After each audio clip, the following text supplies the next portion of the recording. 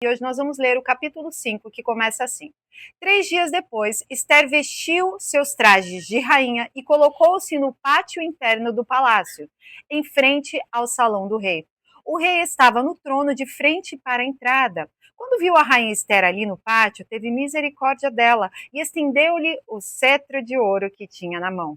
Esther aproximou-se e tocou a ponta do cetro. E o rei lhe perguntou: que há, rainha Esther? Qual é o seu pedido? Mesmo que seja a metade do reino, lhe será concedido. Respondeu Esther: se for do agrado do rei, venha com Ramã a um banquete que lhe preparei.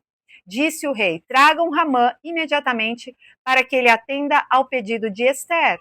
Então o rei e Ramã foram a um banquete que Esther havia preparado. Enquanto bebiam, o rei tornou a perguntar a Esther: qual é o seu pedido? Você será atendida. Qual o seu desejo? Mesmo que seja a metade do reino, lhe será concedido. E Esther respondeu: este é o meu pedido e o meu desejo. Se o rei tem consideração por mim e se lhe agrada atender e conceder o meu pedido, que o rei e Amã venham amanhã ao banquete que lhe prepararei. Então, responderei à pergunta do rei. Naquele dia, Ramã saiu alegre e contente, mas ficou furioso quando viu que Mardoqueu, que estava junto à porta do palácio real, não se levantou nem mostrou respeito em sua presença. Ramã, porém, controlou-se e foi para casa, reunindo seus amigos e Zeres, sua mulher. Ramã vangloriou-se de sua grande riqueza, de seus muitos filhos e de como o rei o havia honrado e promovido acima de todos os outros nobres e oficiais. E acrescentou Ramã: além disso, sou o único que a rainha Esther convidou para acompanhar o rei ao banquete que ela lhe ofereceu. Ela me convidou para comparecer amanhã junto com o rei. Mas tudo isso não me dará satisfação enquanto eu vir aquele judeu Mardoqueu sentado junto à porta do palácio real. Então Zeres, sua mulher, e todos os seus amigos lhe sugeriram: mande fazer uma forca de mais de 20 metros de altura e logo pela manhã peça ao rei que Mardoqueu seja enforcado nela. Assim, você poderá acompanhar o rei ao jantar e alegrar-se. A sugestão agradou Amã e ele mandou fazer a forca. E o tema da mensagem de hoje é: Deus quer te dar estratégia para vencer. Amém? Amém. A história aqui, o contexto, jejum, a Esther tinha feito um jejum de 3 dias após um decreto que havia sido dado pelo rei através de uma influência de Ramã, e Ramã aqui é o personagem que escatologicamente aponta para o anticristo. O que ele representa? Ele representa aquele que vai contra o povo judeu. Ele representa aquele que hoje atua como espírito do anticristo em todas as lideranças na humanidade e vai contra todas as vontades do povo cristão e coloca isso de maneira sutil, como mudando as ideologias, trazendo umas mudancinhas, botando sofisma, né, que é aquelas mentirinhas com cara de verdade, e ele vai transitando por todas as fatias da sociedade. Ramã representa esse personagem. Só que o que acontece aqui? No palácio, o rei ele é interceptado por esse homem, Ramã. E o rei, ele meio que não sabe de nada da história toda, de que nem que Esther é judia e nem que o povo judeu ali estava sendo injustiçado, digamos assim. Porque, na verdade, Mardoqueu, que é o primo de Esther, que criou essa menina é a mais improvável de todas, né? A gente que pensa que é improvável, ela é mais improvável ainda, porque ela foi criada por um primo.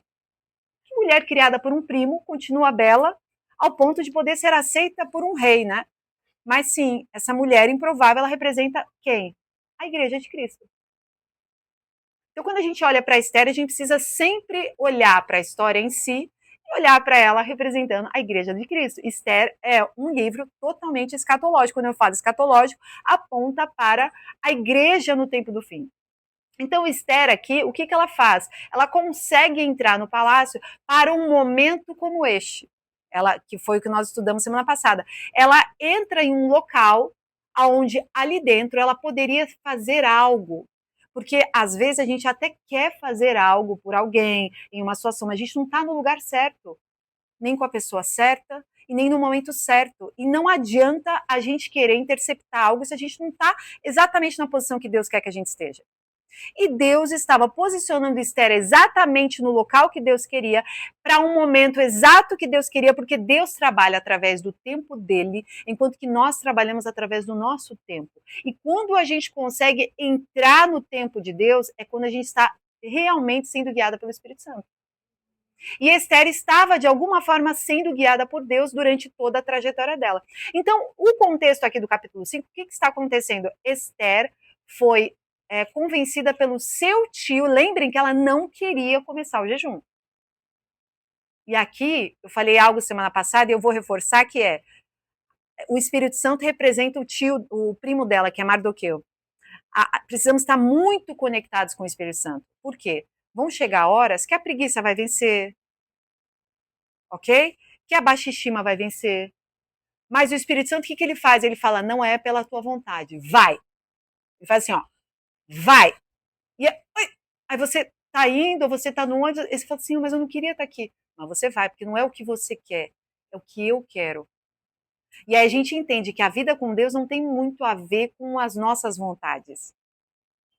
Isso é tão legal, porque quando a gente passa a entender que a nossa vontade, ela está abaixo da prioridade da vontade do Espírito Santo em nós, a gente, toda vez que vem uma vontade, a gente fala, opa, isso é meu ou vem de ti, Senhor? E quando vem do Senhor, normalmente te tira de um conforto. Normalmente, quando a vontade é do Senhor, te tira de algo que você queria permanecer. Normalmente, um dos sinais é esse. Parece que te cutuca, você fala, ai, não podia ficar aqui. Aí o Espírito Santo fala assim, não, eu quero que você ande um pouquinho, porque lá na frente eu tenho um negócio para você. E aí você vai meio desgostosa, e aí quando você capta o que é, você fala, ah, tá, entendi. É assim que aconteceu com Esther. Então, quando o primo fala com ela, o primo fala assim, se posiciona, porque quando o seu povo for morto, todos eles decapitados e mortos, vai sobrar para você. Aí ela, não, mas como é que eu vou me posicionar diante do rei? Você sabe que existe uma lei que se eu me colocar na frente dele e eu não for chamada, eu vou ser morta. Aí Mardoqueu olha para ela e fala assim, ah é? Tá com medinho? Então deixa eu te explicar, vai cair primeiro sobre você. Aí ela, opa, vai cair sobre mim? Então eu vou me mexer. Então tá, junta todos os judeus aí para fazer jejum. Eu vou fazer jejum durante 3 dias. O que acontece com Esther? Ela passa a viver ali não pela vontade dela. Ela passa a viver pela vontade do que o Espírito Santo, que é o que Mardoqueu representa na vida de Esther, está impulsionando ela a fazer.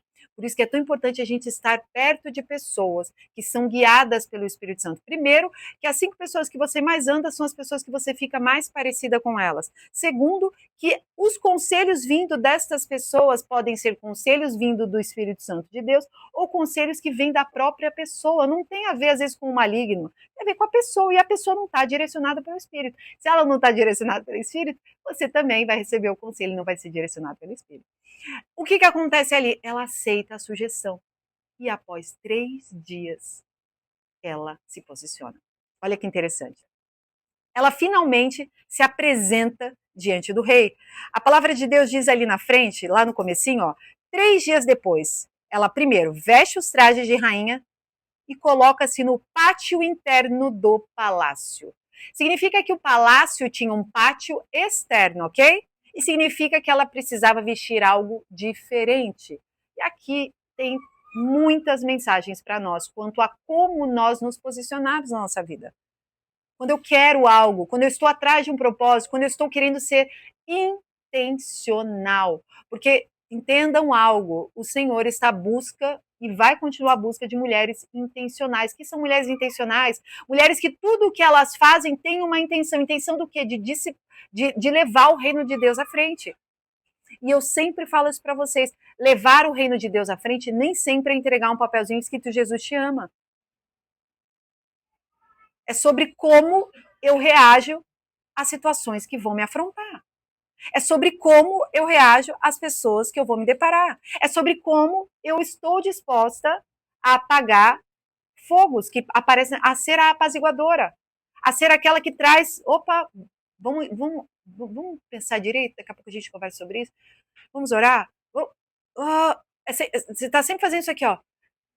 Vamos trazer para Deus? Vamos pensar com Deus? Calma. E o Senhor, Ele nunca nos deixa só, porque toda vez que você convida Deus para participar de qualquer confusão, aquilo vai deixar de ser confusão.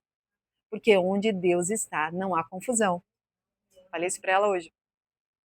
Onde Deus habita, onde o Espírito Santo habita, não existe nenhuma confusão.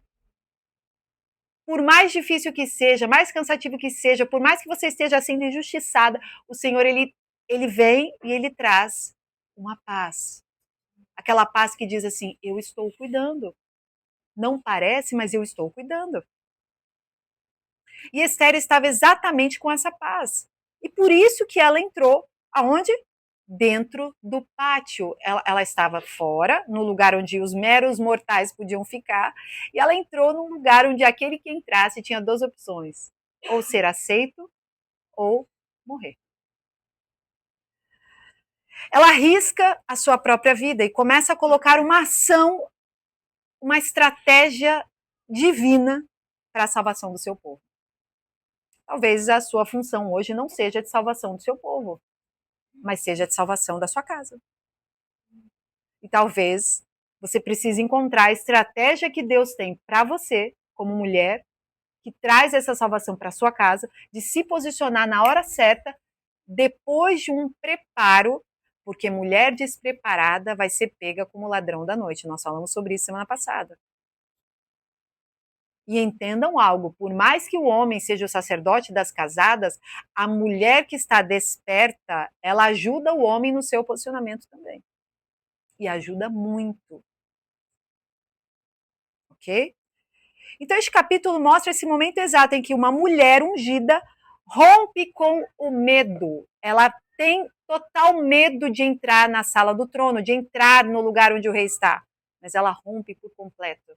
Por que ela rompe, meninas? Por que a gente consegue romper com o medo? Primeiro, porque ela sabia que Deus estava com ela. Segundo, o propósito não tinha a ver com a vontade dela. Terceiro, o propósito tinha a ver com aqueles que estão ao redor, o reino. Então, é muito importante quando nós passamos a correr atrás de algum propósito, ter a certeza de que esse propósito, ele é pelo reino. Porque se ele for apenas para o meu benefício, pode ser que o medo te paralise uma hora, porque é a força do seu braço.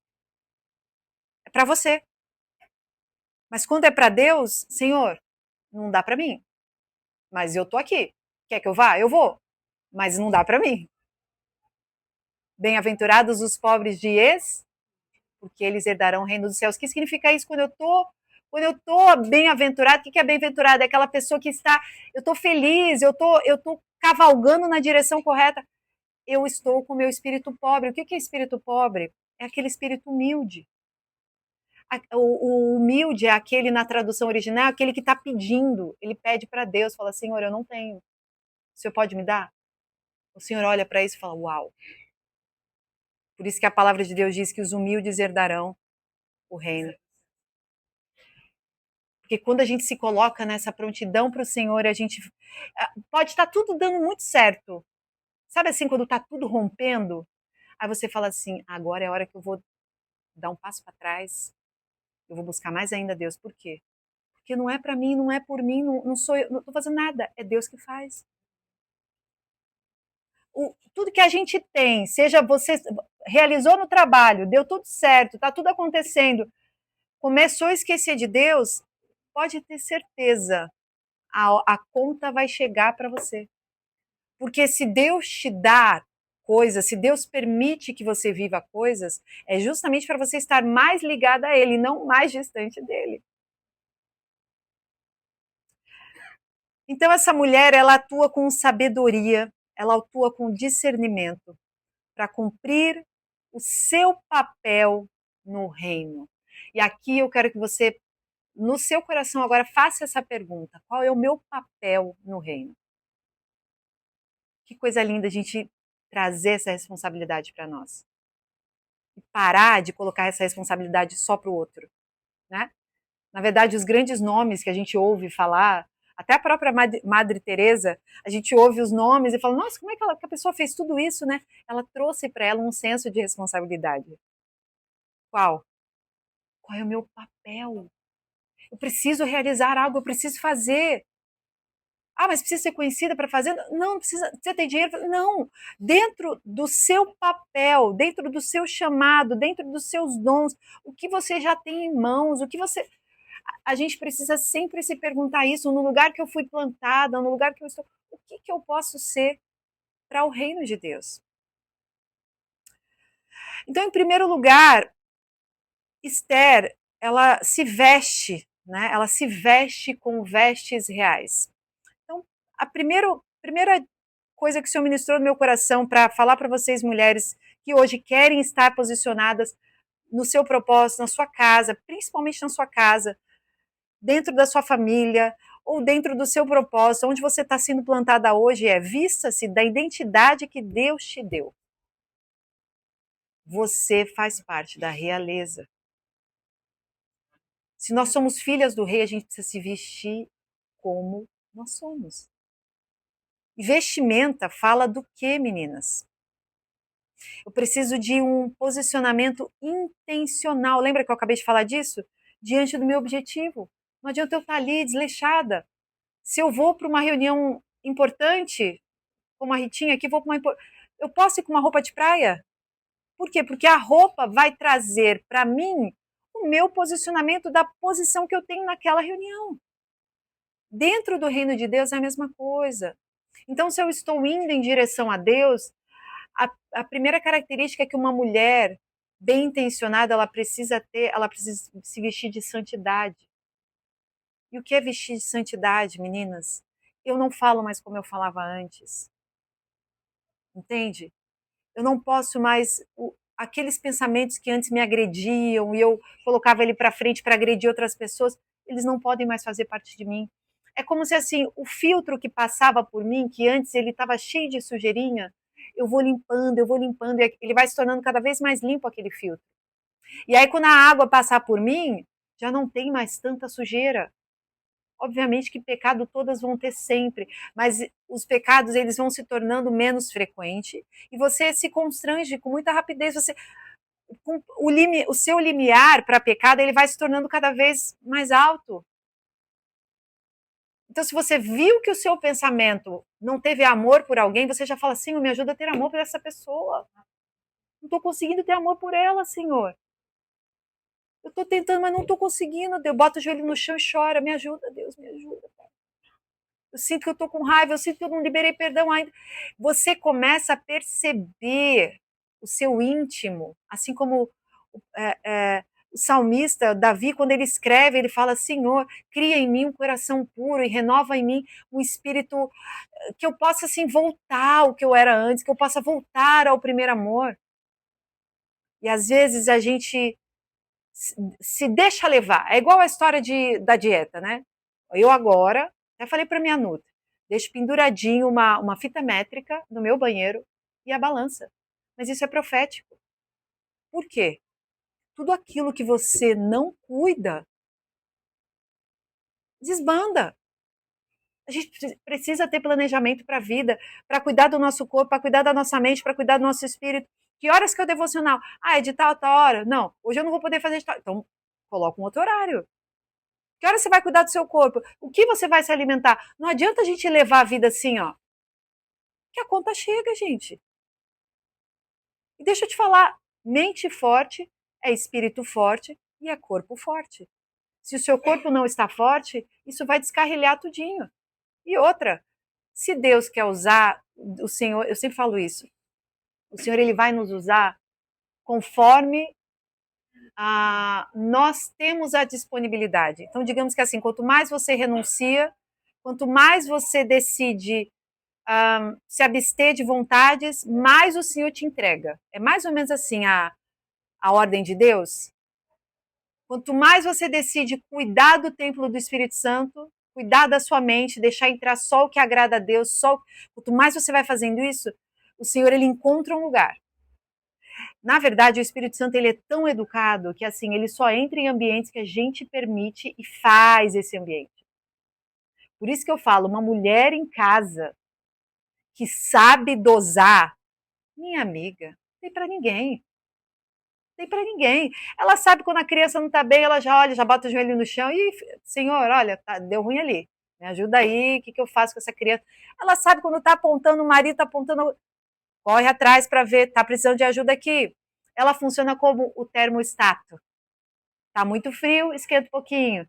Está muito quente, abaixa a temperatura. As mulheres são chamadas com um propósito muito grande dentro do reino de Deus. Só que dentre todos os propósitos femininos, nenhum está relacionado às funções masculinas. E é interessante como a mulher ela quer ocupar o lugar do homem, mas ela não quer cuidar da parte dela. E aí o que está acontecendo hoje, né, no mundo? As mulheres estão cuidando da parte dos homens. Glória a Deus, conseguiram chegar, nossa, parabéns. Mas e a sua parte? Quem está cuidando? Ninguém. E aí tá a sociedade toda virando de ponta cabeça, desestruturada. Hã? As mulheres percebendo que não tá dando mais, né? Porque a criança vai mostrar que tá precisando da mãe. O marido vai precisar a casa tá, tipo, tá tudo. E aí ela precisa de novo voltar e voltar e voltar. Mulher pode trabalhar fora? Óbvio. Mulher pode ter ministério? Óbvio. Mas antes dela ter o fora, o ministério, a vida social, sair com as amigas, a casa tá direitinho? O marido tá direitinho? As crianças estão direitinho? Quicou tudo? Tá todo mundo ok? Deixou a criança com alguém de confiança? Aí você pode ir. Mas foi e não cuidou do principal, vai ser cobrada. Me olha com essa cara, não. Vai ser cobrada. Porque quando estivermos face a face com Cristo Jesus na sua vinda, ele não vai te perguntar sobre o seu trabalho no escritório. Não vai. Eu te garanto que ele não vai. A não ser que você tenha conseguido ganhar almas para Cristo lá no escritório. Mas antes de ele perguntar da alma para Cristo, ele vai perguntar da alma que ele te deu, no teu ventre. Ele vai te perguntar se você foi uma boa esposa, aquela que edificou aquele homem. Ou se você atormentou tanto que o homem virou de ponta cabeça. É preciso ter um posicionamento intencional diante do seu objetivo. Lá em Esther 5:1 diz: ao terceiro dia, Esther se aprontou com seus trajes reais e se pôs no pátio interno do palácio. Ela não vai de qualquer maneira, ela faz esse jejum sério, 3 dias direto, sem comer nada. Então ela se veste de maneira real, ou seja, representa o seu chamado e ela age com total reverência. Ela vai, em reverência ao rei. Quando se fala de terceiro dia, aponta para um tempo profético de ressurreição, renovação e autoridade espiritual. Toda vez que você ver a menção dos 3 dias, você tem que lembrar dos 3 dias que Jesus ficou para depois ressuscitar. E ali ele vence a morte. E ali é um sinal de renovação. A ressurreição é um sinal de renovação. E aqui, Esther, quando ela faz um jejum de 3 dias, está apontando para o quê? Eu estou me posicionando para uma renovação espiritual na minha vida.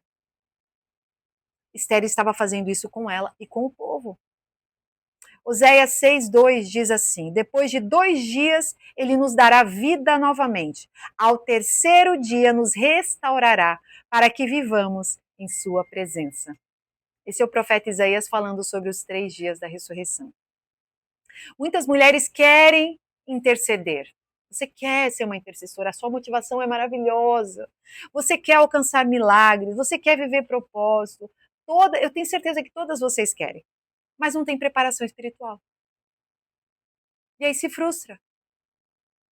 Eu quero viver, mas eu não me preparei. Como é que vai viver algo que não se preparou, gente? Dá para correr a maratona amanhã de 5 quilômetros, 10 quilômetros? Você se preparou? É a mesma coisa. Dá para viver uma batalha espiritual que surgiu na tua casa? Você se preparou? Está se preparando? Surgiu ali um pecado absurdo, surgiu demônio, surgiu. Você está se preparando? Você se levantou para jejuar? Porque, gente, o jejum, ele mata a sua carne de uma forma que, assim, talvez não tenha nada que possa te trazer o benefício mais rápido que o jejum traz para você mesma, para esse preparo no mundo espiritual. E aí, junto com o jejum, você precisa estudar a palavra. Porque se você jejua e vai ver série, não adianta, gente. É jejuar para ir se nutrir. Eu preciso ter o meu tempo de estudo e orar, chorar na presença de Deus. Orar, a gente ora em qualquer lugar, tá? Não tá com tempo para orar? Ora no ônibus, ora dirigindo, vai no banheiro, tá escovando o dente, tá orando. Por quê? Porque o Espírito Santo, a gente está conversando com ele o tempo todo. Tá numa situação, olhou, ixi, Senhor, o que eu estou fazendo aqui? Me ajuda agora, Deus. O que eu faço? Porque a gente tem que ter contato, tá toda hora. Entrou no lugar, e Senhor, me ajuda aí. O negócio tá bravo aqui, ó. Eu sou tão assim que às vezes eu já começo a orar em línguas. A pessoa tá me olhando, tá achando que eu tô sorrindo. É, né? Eu não sei nada que ela tá falando, mas ela tá falando. E eu só tô orando em línguas porque eu tô vendo que tem perigo ali. Tô blá, blá, blá, blá. E aí acaba, eu falo assim, amém, amém. Tá bom, o Senhor tá. A gente precisa estar o tempo inteiro conectada. Eu já contei para vocês o sonho do carro? Já, né? Que eu tava no carro. Eu entrei numa ponte, estava dentro do carro dirigindo, e aí o Espírito Santo falou para mim, para. E eu parei o carro. No que eu parei o carro, da onde eu parei para minha frente, era como se fosse aquela ponte de São Francisco que atravessa assim, gigantesca. Eu vi vindo desde lá de longe vindo de lá e de cá assim um fogo, tipo uma explosão, fez caiu a ponte na minha frente, assim, eu fiquei assim no carro. Ó. Aí eu falei, Senhor, o que é isso? Ele só ouve o meu comando, tá bom.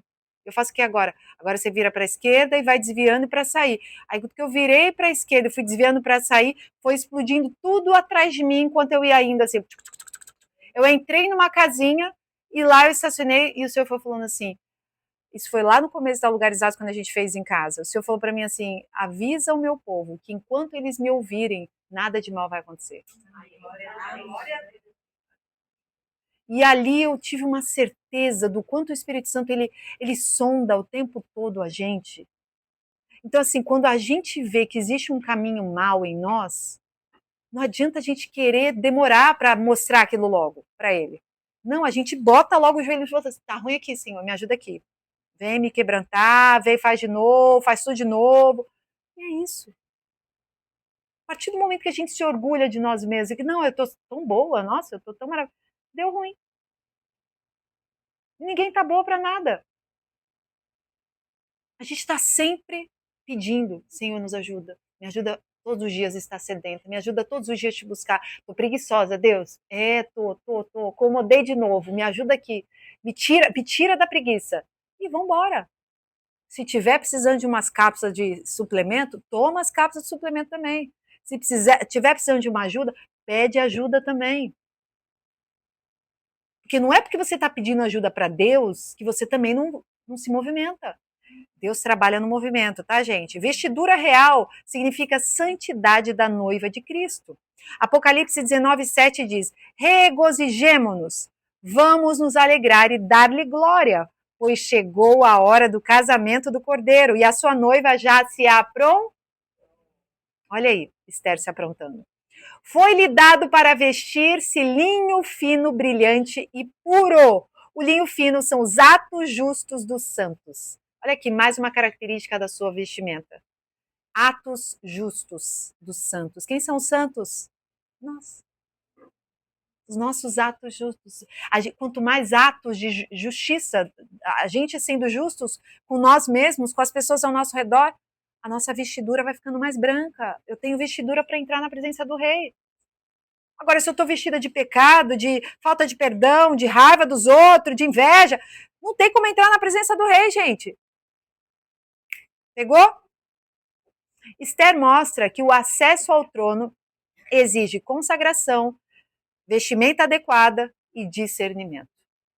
Ok? Hebreus 4,16 diz: assim sendo, aproximemo-nos do trono da graça com toda a confiança, a fim de recebermos misericórdia e encontrarmos graça que nos ajude no momento da necessidade. Então, quando a gente se aproxima deste trono de Deus, a gente precisa ter a confiança, a gente precisa ter essa confiança, mas a gente sempre lembrar que é tudo pela graça.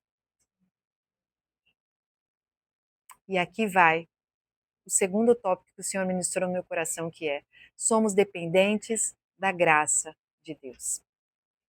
O rei, ele faz assim, ó. E o segundo tópico é: somos dependentes da graça de Deus. Vamos repetir isso? Somos dependentes da graça de Deus.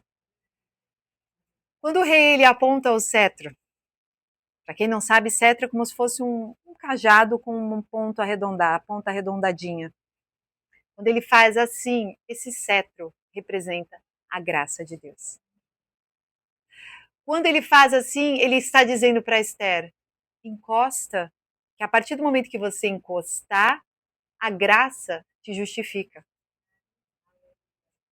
E aí, todo o medo que ela estava, a partir do momento que ela percebe aquilo, ela encosta, ela faz assim, ó, ufa, agora eu não estou sozinha. O cetro do rei se virou para mim, eu não vou ser morta. A morte não chegará para mim. Pelo contrário, a graça me alcançou. Esse cetro, ele simboliza a aprovação e favor de Deus. Romanos 3, 24 diz assim: sendo justificados gratuitamente por sua graça, por meio da redenção que há em Cristo Jesus. Cristo derramou seu sangue na cruz, não apenas para sofrer e ficar sendo algo triste de se ver. Não, ele fez aquilo para que hoje o cetro possa ser estendido e você, decidindo estar vestida com vestes de realeza, você pode encostar nesse cetro e entrar na presença do rei. Você tem total acesso à presença do Pai. Tito 2,11 diz: porque a graça de Deus se mostrou salvadora para todos os homens. 2 Coríntios 12,9: minha graça é suficiente a você, pois o meu poder se aperfeiçoa na fraqueza. Portanto, eu me gloriarei ainda mais alegremente em minhas fraquezas, para que o poder de Cristo repouse em mim. Quando estou fraco, é que sou forte. Quem gosta de ficar fraca? Não, né? Não é muito gostoso, né? Mas quando a gente está fraca, o Senhor, ele manifesta a sua força em nós. Quando a gente está se sentindo muito forte, às vezes a gente não consegue nem receber mais de Deus, porque afinal de contas você já tem toda a força do mundo, né? Deus é incrível em pegar aquelas que estão assim, bem improváveis, bem assim, lá no fundo do poço, mas estão buscando, estão se vestindo de maneira real, estão renunciando, estão fugindo do pecado, mas está lá quieta. Por quê? Porque não me sinto digna, Senhor. Mas o Senhor está olhando e está vendo, não, mas eu estou vendo o seu coração me agrada. Ele pega aquela lá de trás, que era a Esther, e ele coloca dentro do palácio. Ela fica assim, o que eu estou fazendo aqui? E talvez outras que desejavam aquilo, que queriam, vão lá para o final da fila. E a gente fala, que ordem é essa do Senhor para as coisas de Deus? Porque aquilo que para os homens é bem visto, na maioria das vezes para Deus não é. Não é. E eu vou falar para vocês, gente, está cada vez mais difícil viver no mundo em que vivemos e agradar a Deus. Está cada vez mais difícil ter amigos ao nosso redor e continuar agradando a Deus. É por isso que vocês precisam se conectar. Mulheres que estão em direção ao trono da graça precisam ser conectadas. O cetro estendido representa esse favor dado à igreja fiel nos últimos dias. Então, quando ela toca, é como se ela cessasse através da intercessão e ela entra na presença do rei. Em terceiro lugar, nem todo pedido deve ser feito imediatamente. A chave é o tempo certo. E aqui eu falei lá atrás que às vezes você está fazendo tudo certo, mas ainda não está acontecendo. E aí o Senhor está falando assim para vocês: não é sobre fazer certo, é sobre fazer certo na hora certa, ok? E com o preparo certo. Às vezes você já fez tudo, mas eu tô fazendo tudo direitinho, Deus, por que, que não tá fluindo? Por que, que meu casamento tá dando certo? Por que que... Você começa a se posicionar intencionalmente no tempo que Deus está te mostrando para aquela situação. E meninas, deixa eu falar uma coisa para você, não é fast food, a vida com Deus não é fast food. Os processos, eles precisam ser respeitados. Só que nós estamos tão acostumadas a viver tudo muito rápido que quando surgem os processos da nossa vida, a gente não quer, a gente não quer passar por eles. E aí a gente fica, sabe, dando murro em faca? Aí Deus fala assim: minha amada, eu te amo tanto, só espera o processo, vai dar tudo certo. Você tá bom, Deus, tá bom, vou esperar mais um pouco. E aí, quando a gente espera, não paralisada, mas espera glorificando a Deus, se enchendo, é o que eu falo, enchendo as suas lamparinas, estando cheias de azeite. É incrível como vai chegar a hora que você vai falar: foi para um tempo como esse que eu fui criada. Foi para um tempo e para um lugar exatamente esse que eu estou. Você vai olhar e falar assim: ah, era isso. Mas na hora do processo, doía, você não glorificou. Deus já conhece um pouco o povo dele, o povo de Israel não glorificava em tempo nenhum. Deus mudava o alimento. Não, agora eu vou fazer, eu vou mandar uma nuvem então para você. Não, agora eu vou abrir o mar. E estavam reclamando e reclamando e reclamando. Olha, qualquer coincidência, entendeu? É exatamente o povo de Deus hoje. Deus faz, faz, faz. A gente está sempre assim, Senhor, mas mostra alguma coisa. Se eu falar assim, não, mas eu já mostrei, já mostrei. Aí você fala assim, Senhor, mas me dá uma palavra. Se eu falar, mas eu já dei. Quem mandou você sair daquela palavra que eu te dei? Não fui eu. E a gente fica sempre querendo uma palavra de Deus, né? Não, Senhor, não, mas pode reafirmar aquela? Pode ser? Dá um sonho hoje, porque eu quero saber hoje. Pode ser hoje, Deus, porque amanhã eu tenho bastante coisa para fazer. Pode confirmar hoje aquele negócio que a gente está, eu e você, a gente está organizando? Aí o Senhor fala assim, tá. E aí o Senhor, ele faz totalmente diferente do que a gente às vezes está pedindo, porque a maneira como o Senhor comunica conosco as coisas é justamente o processo que a gente precisa viver. E deixa eu falar uma coisa para vocês. Todo o processo da nossa vida, ele é, ele é desconfortável, tá? Mas ele faz de nós pessoas menos egocêntricas. A gente começa a perceber que né, não tem a ver com a gente mais. Ah, vai ter gente criticando, vai ter gente pensando diferente do que você é, mas só você sabe por onde você passou. Entende? Mas quando você chegar lá, as pessoas vão olhar e falar assim: ah, tá vendo? Ó, olha, tudo errado. Não, eu ralei para chegar aqui. Tu deixa falar mal, pode falar mal à vontade.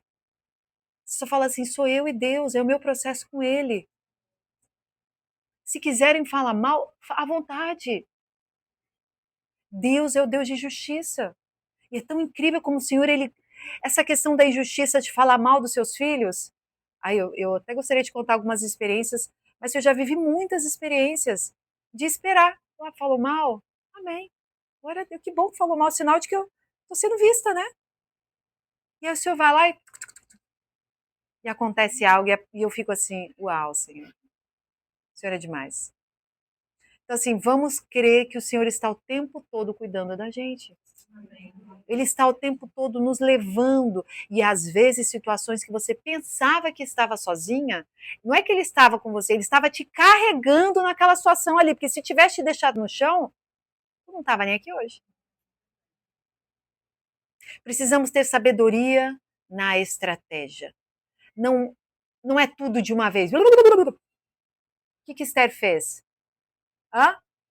Primeiro eu vou marcar um jantar com o rei, com a... Ah, vocês dois só. Mas agora fala, Esther, o rei para ela. O que você pediu, eu vou te dar. Olha, rei, eu queria marcar um segundo jantar. Meu Deus, mas por que não desembucha logo? Nunca pararam para pensar nisso? Esther está sendo guiada por uma estratégia divina. Porque por detrás dos panos, o que Ramã está fazendo? Tramando uma forca de mais de 20 metros, mas ele estava montando uma forca para matar o primo de Esther, na manhã do dia seguinte do jantar. Oi? Então por que Esther está marcando um segundo jantar? É que eu não posso falar o próximo capítulo, né? Porque a forca que ele está colocando vai servir para quem? Mas se ela tivesse feito só um jantar, ele ia preparar a forca? Que ele preparou a forca no dia seguinte, ok? E neste dia seguinte que Esther pede para o rei, para retirar a pessoa que estava fazendo aquilo com o povo dela. Meninas, é algo tão incrível que até a maneira como a gente fala com os nossos maridos, ela tem o tempo certo e o número de palavras certa. Primeiro que homem não ouve todas as palavras como nós mulheres. Fica aqui a dica para vocês. Homem não vai, ele não presta atenção no mesmo número de palavras que a gente, ok? Esse é o cérebro masculino. Segundo, que homem não ouve a mulher em várias situações que ele está fazendo. Ele não está te ouvindo.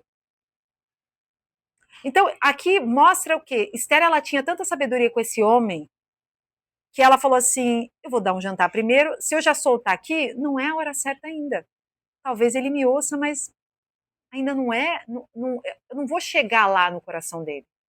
Ela estava querendo conquistar o coração do pai, do rei, para interceder pelo povo. E às vezes a gente quer algo tão pequeno dos maridos, ou do seu chefe de trabalho, ou de alguém, ou de algum parente seu. Você não sabe a hora certa de começar a falar e parar de falar. E às vezes você não pode falar. O nosso posicionamento e as palavras que saem da nossa boca, elas não voltam mais. Não, era tão bom se fosse igual é no Drive, né? Quando a gente vai editar um documento, tem aquela setinha quando erra. Quem nunca, né? Errou, aperta a setinha, fala, ai, que alívio, não perdi. Aí errou alguma coisa, aperta a setinha, vai voltando. Eu quero voltar naquele lá inicial. Quando a gente fala, acabou, não dá para voltar a setinha. O que Esther está vendo aqui? Eu preciso de sabedoria para saber quando e o que eu vou falar. Então ela fala aos poucos. Ela não revela seu pedido de imediato, ela usa o tempo e a estratégia. Tem coisas que só o tempo vai curar e solucionar na sua vida e na sua casa. E embora você queira tudo muito rápido, talvez você vai precisar ir com doses homeopáticas. Existem curas que são imediatas. E o próprio Jesus fazia isso com muita excelência. Fazia e faz, né? Mas quando ele estava aqui na Terra. Agora, existiam outras curas que precisava de processo. Cuspir, pegar uma areinha, juntar, jogar no olho. Ah, nossa, para que tanto processo? Mergulhar tantas vezes. Não poderia só fazer assim? Tá curado, tá curado, tá curado. Por que Jesus fazia a cura de diferentes formas? Para nos mostrar o quê? Que às vezes você pode ser curado imediatamente, e alguém da sua casa também, e o seu casamento também, e o seu filho também. Mas às vezes, o Senhor tem propósito no processo. E um deles é testar o seu coração. Fortalecer o seu coração. Ela não age por impulso, mas conduz o cenário com domínio espiritual e discernimento. Mulheres espirituais, como as mulheres aqui do Lamparina, sabem que o tempo certo é parte da resposta. Se eu me precipitar, eu posso estragar tudo que Deus quer fazer naquela situação, daquele lugar, daquelas pessoas. Os banquetes são figura dessa celebração escatológica, como a bodas do Cordeiro. Então é como se ela estivesse se reunindo ali, ela e o pai, e ainda ela não falasse o desejo dela. Então ali está apontando para mais um momento que ela tem junto do pai, escatologicamente falando. Então aqui é interessante que Ramã, ele é convidado para esse banquete e nos lembra, né, a ilustração da soberania divina que diz lá no Salmo 23 que o Deus faz até que o inimigo participe da sua própria queda. O Salmo 23, versículo 5, ó, preparas uma mesa perante mim, na presença dos meus inimigos, unges a minha cabeça com óleo, o meu cálice transborda. Certamente que a bondade e a misericórdia me seguirão todos os dias da minha vida e habitarei na casa do Senhor por longos dias. Em quarto lugar, o orgulho antecede a queda. O coração de Ramã representa o total orgulho. O que ele fez, meninas? Ele foi para casa falar com a esposa, tem um nome super diferente chamado Zeres, com Z. Super, super bonito esse nome, né?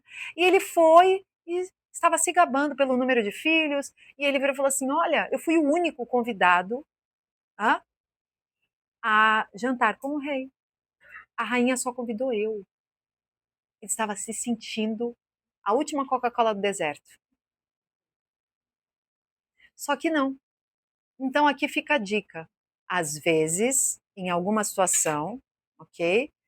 Se você vê que o orgulho está tomando conta de você, cuidado. Cuidado, porque nem sempre ser convidado por um banquete é um bom convite. Hã? Por isso aqui fica a dica. Cuidado com os convites que vocês recebem. Alguns convites, outros não.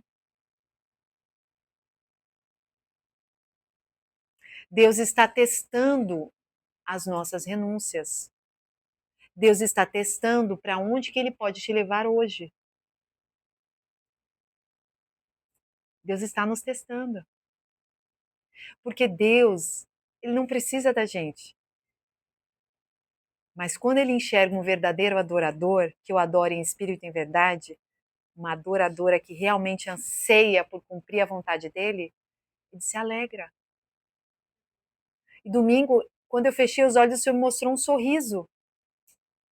E eu fiquei horas assim contemplando aquele sorriso e eu falei, Senhor, por que o Senhor está sorrindo tanto? O Senhor falou para mim claramente, porque eu me alegro quando os meus filhos se reúnem para falar de mim.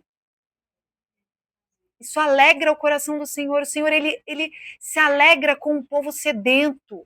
E é interessante que mesmo que nós tenhamos defeitos, porque ninguém é perfeito, o Senhor, ele está atrás de corações arrependidos. Sabe assim, quando você está, Senhor, eu estou aqui só por Ti.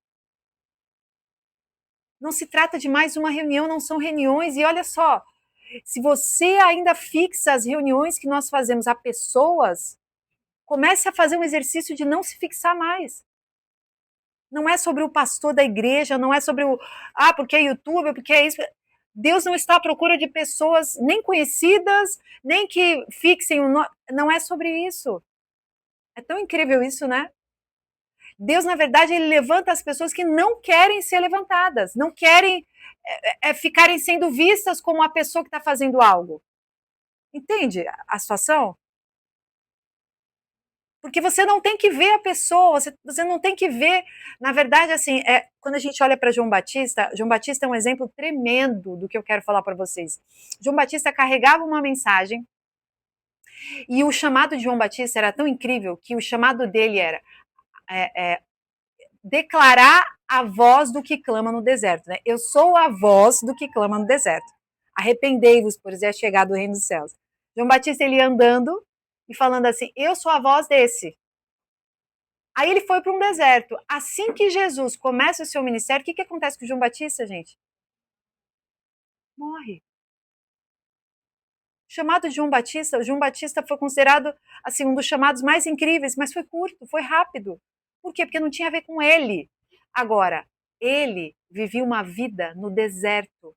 O que é uma vida no deserto? Ele era filho de homens do templo. Né? O pai dele era sacerdote. Era para ele estar no templo.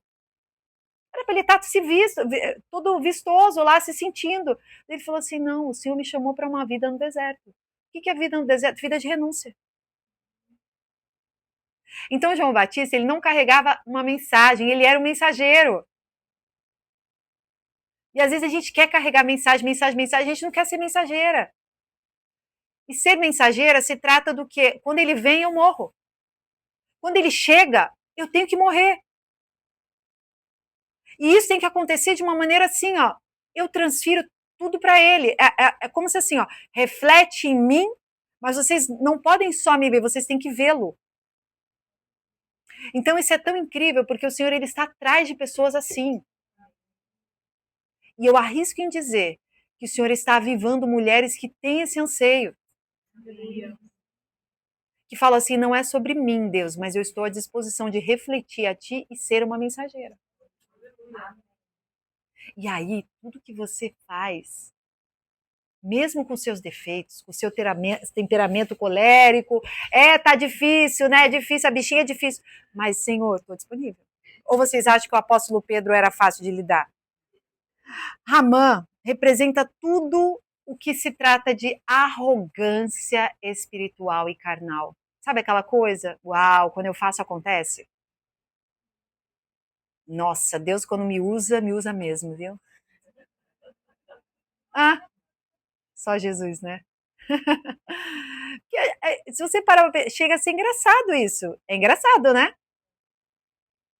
Acho que Deus olha do alto e faz assim: o que acontece com esse povo?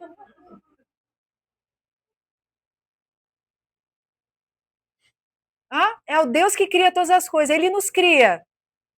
A gente, né, se a gente conseguisse o acesso que nós conseguimos a Deus hoje, o próprio Moisés, que foi considerado o homem mais manso que já existiu, ele teve acesso a uma nuvem, a um fogo, mas assim, olhar face a face, só na glória até, gente, porque é uma soberania, é um poder que a gente não consegue contemplar.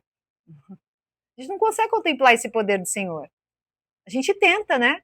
Jeremias diz que os pensamentos do Senhor são tão maiores do que os nossos, a gente ficar tentando pensar, a gente nunca vai conseguir tentar. O que cabe a nós é contemplar essa vontade, contemplar e ser gratos.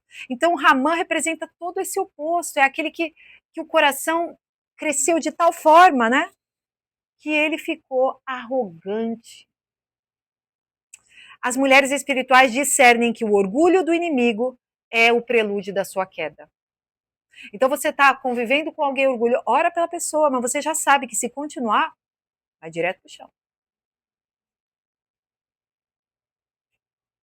O que parece estar super no controle pode estar prestes a desabar. E às vezes você foi colocado ali para uma hora específica. Quando tudo desabar. É você que vai levantar tudo de novo. Através do poder que opera em você, que você é a mensageira. Você não carrega só um folhetim escrito de Jesus te ama. Você carrega uma vida. Uma vida de pensamento com Deus o tempo todo. Vocês se comunicam. É sobre o tempo todo estávamos nos comunicando com Ele. Senhor, e aí? E aí? Quinto lugar e último, saiba que o inimigo cava a sua própria queda. Versículo 14, faça uma forca de 50 côvados ou 20 metros, aqui já tem outra nomenclatura, e pela manhã fala para o rei que enforque nela Mardoqueu. O inimigo se adianta para tentar destruir os justos, mas o Senhor reverte o plano do inimigo em favor do justo. O inimigo tenta laços e embaraços para me envergonhar, mas não vai. Essa música nunca fez tanto sentido, né, gente? Mulheres devem entender que o tempo entre o plano do inimigo e a sua execução é o tempo de intervenção de Deus. Deus ele deixa tempo para que você debruce nele e ele possa intervir na sua situação. Essa forca representa as armadilhas dos últimos dias, que são armadas contra o povo de Deus. E são muitas, tá, gente? Mas Deus reverte todo o curso da história. Então, aquilo que estava sendo preparado contra Mardoqueu vai acabar destruindo o próprio Mardoqueu. Eu tô dando spoiler total dos próximos capítulos. Não vale. A igreja fiel estava sendo recebida no trono com graça. Então, você não foi apenas chamada para existir, você foi chamada para agir neste tempo, mulher do Senhor.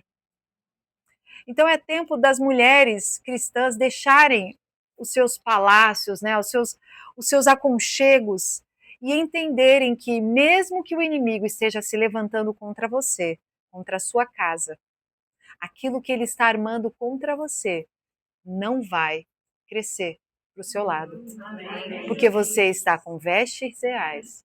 Você está se posicionando na hora certa, com as palavras certas, no tempo certo.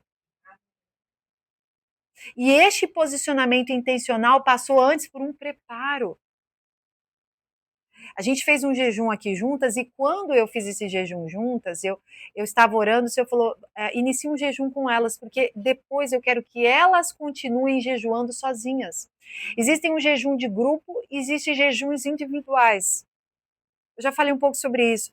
Jejuns de grupo, eles vão seguir propósitos da atmosfera que o grupo está pedindo. Mas vão ter coisas individuais que você precisa ter com Deus. Experiências que só você vai ter. Então, que esse início tenha sido para vocês. Um início para vocês iniciarem uma vida de jejum. Amém? Amém. De jejum, de consagração, de devocionais. E agora nós vamos orar e nós vamos entregar o nosso jejum.